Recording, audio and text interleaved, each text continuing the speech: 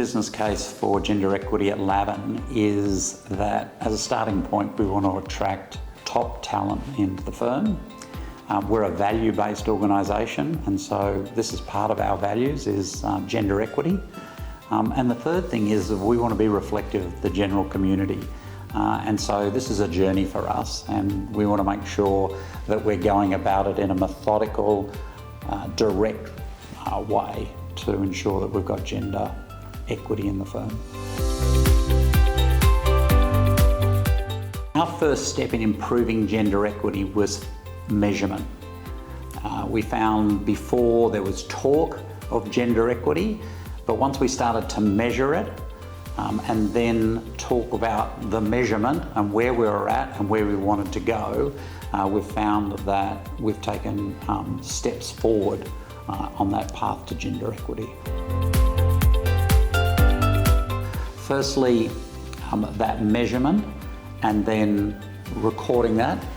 The second would be having conversations at a high level, at a partnership level and an executive level. And then the third one would be open, transparent dialogue with our staff as to where we are and where we need to be. What has changed over the last year for us is that our executive leadership is really focused on those WEGA targets, and we're seeking WEGA citation, and through that process there's a whole series of points and things that the firm needs to be doing, which is going to take time to do, but our executive is very focused on looking at the things they need to be doing to get that citation.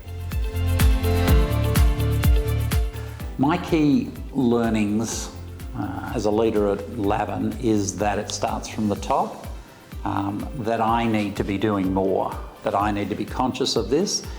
I think one of the things that I've learnt through being involved in CEOs for Gender Equity is there's just so many different things that other organisations are doing, and you can learn from those. Why reinvent the wheel when some of the other members have actually gone down a journey? And I think the learnings through those conversations, through those meetings, through the events has really taught me a lot, and then I can pass that on to other members of the firm.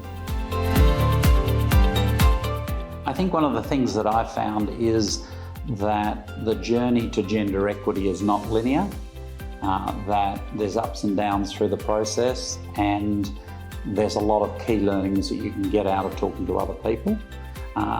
The reality also is that when you're being reminded constantly, and there's events on, there's discussions happening, that this is a really important topic. And so it doesn't fade into the background, it's just constantly being brought to your attention that we need to be doing more in this space. I think it's made me personally responsible, also made my partners and executive responsible for this journey, for us to become an organisation that is reflective of the general community.